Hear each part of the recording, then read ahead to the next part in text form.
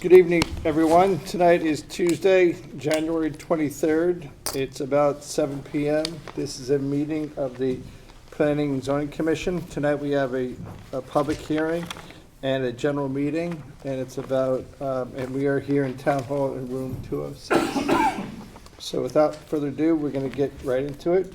The first item on the agenda is the continuation of business site plan application number 104B, special permit application number 333, flood damage prevention application number 439, land filling and regrading application number 558, PL-23-145. It is 1852 Darien 1 LLC, Cloud 10 Smart Wash at 54 Boston Post Road.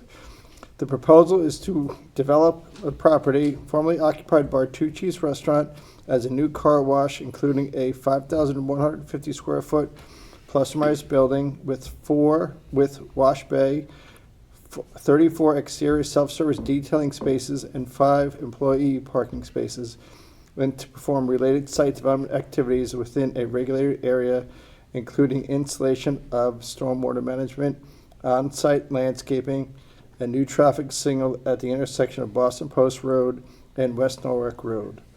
The 2.13 plus or minus acres subject property is located on the south side of Boston Post Road at its intersection with West Norwalk Road, and is shown on Assessor's map number 23 as lots 1 and 2 in the Service Business SB zone. Gentlemen, what do we got? This hearing is going to be immediately continued to Tuesday, February 6, 2024, at 7 p.m. in room 119 of Town Hall on the first floor. What was the day of that? I'm sorry? Tuesday, February 6, 2024, 7 p.m., room 119. Okay. Did I have a question back yet from the state at all? We're still working. They've approached the state of Connecticut, have to work with DOT, and this gives them additional time to work with DOT on resolving any outstanding questions or issues. So if anyone's here for the car wash at the old Bertucci site, we're going to delay that for a couple weeks until February 26th. February 6th. February 6th. I wrote down 26th. 2024, 7 p.m., room 119. Okay, fantastic. All right, the next on the agenda is continuation of public hearing regarding land filling and regrading application number 557, PL 23-140, Ivan and Adelya, I can never pronounce the last name and I apologize, Khmelevskoy, close enough, at 10 Hoyt Court, proposals to construct additions to the west side of an existing single-family residence, construction of a new driveway with a covered parking area, construction of deck, patio, and terrace areas, as well as numerous landscape and retaining walls, to perform related site development activities, including regrading of the property and installation of stormwater management. The 0.6 plus or minus acre subject property is located on the south side of Hoyt Court, approximately 240 feet west of its intersection with Hoyt Street, and is shown on Assessor's map number 30 as lot 24 in the R1/3 zone. The deadline to close the public hearing is tonight on January 23rd, 2024. We left this open last time because of some outstanding questions with regards to engineering. I think Joe Canis was going to help us out with that, and the architect and the engineer was? Yeah, that's correct. This is our third hearing night on 10 Hoyt Court.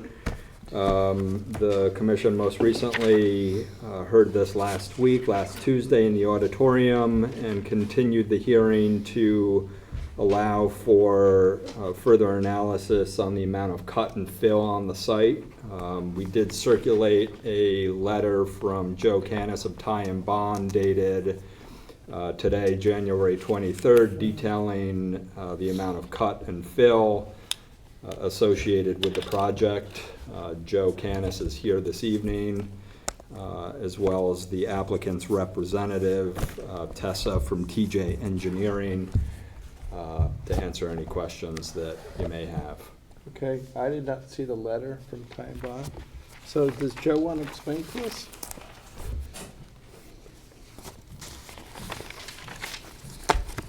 Welcome, Joe. Thank you.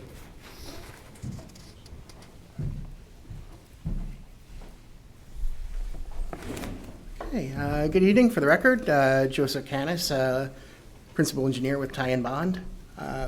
So today I issued a letter and it addresses 3 questions from our last hearing on January 16th. The first being the amount of earthwork, the second being the capacity of the Cultec system, and the last being the separation of the Cultec chambers from the walls. So those are the 3 specific topics that I examined. First, the earthwork, and I do have to apologize. There's an error in the table heading. You'll see the cut and fill columns are actually reversed. The column that's labeled cut should be fill, and the column that's labeled fill should be cut. So that said, in terms of total grade change, let me back up. In terms of total fill on the site, which includes grade changes, excavation for the lower portion of the Cultec in a natural grade, as well as excavation for the building foundations and the attached pool or jacuzzi that's shown on the plan. The total amount of fill is 797 cubic yards, and the total amount of cut is 400 cubic yards. So that's a total of 1,397 cubic yards of earth moving on the site. Because there is more because there's more fill than cut, material would need to be imported into the site, right? So there's a difference of 397 cubic yards between the cut and the fill values.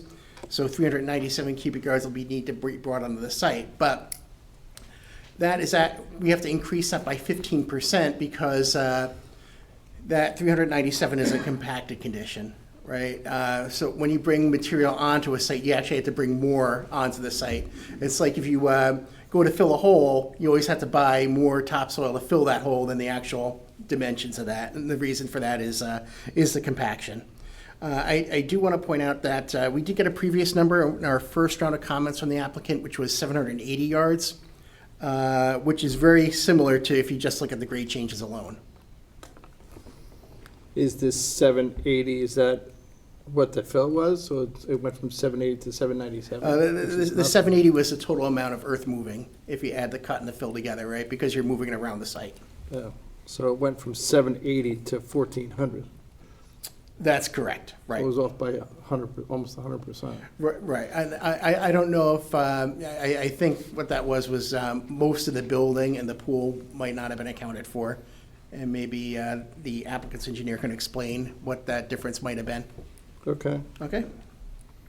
all right. And then the other thing you're going to get into was the Cultec system? The Cultec system capacity. Before you get there, Sure. can you itemize how many truckloads do you believe that would require coming in and over those roadways? Okay, so if you have to bring in 457 yards, right, and typically a triaxle dump truck, you can get about 18 cubic yards in that, so it'll be 457 divided by 18, and I'm not going to attempt to do that math in my head.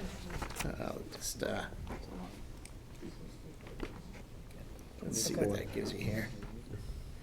457. So that'd be 25 truckloads. And I don't know how the construction sequencing will unfold when that fill will be needed. Okay, thank you. Okay, any other questions on the cut and fill?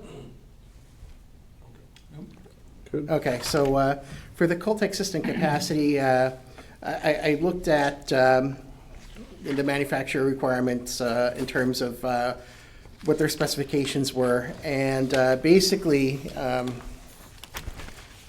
here there's more stone that's being used around the individual units than what's shown in the manufacturer's detail, which is fine.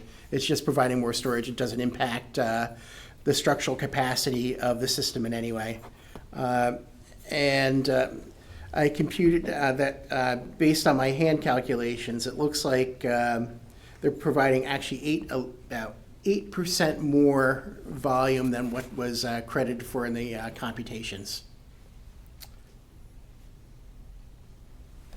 So what's that mean? It's, Right, you so- said one number. So they have extra. So they have Yeah, extra extra to above spare. and beyond what's shown in the computation. So it's, their analysis is a little bit more conservative. But I guess the question is it adequate for the property? Based on the calculations, it is adequate. Based on the impervious cover and the soil testing that they've completed with the exfiltration rate. And when you do the exfiltration rate, you apply a factor of 2. So if you get, like, for example, 10 inches a minute, you actually double that to 20 inches a minute for the purposes of design. Okay. So with that factor of safety, that did check out. And did we look into moving or splitting the Caltech system to the other side of the property at all?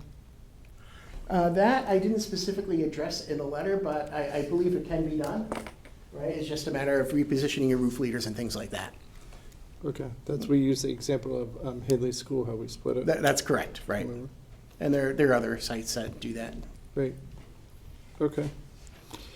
Thanks, Joe. Sure. And actually, I do have one last thing about Go the ahead, I'm sorry. Caltex. And the lastly was the separation of chambers from the walls. You know, typically you want to do 20 feet. Here, they're about 21, 22 feet, but my concern is just because they're fairly large Caltex, right? And what you could do is install a polyethylene barrier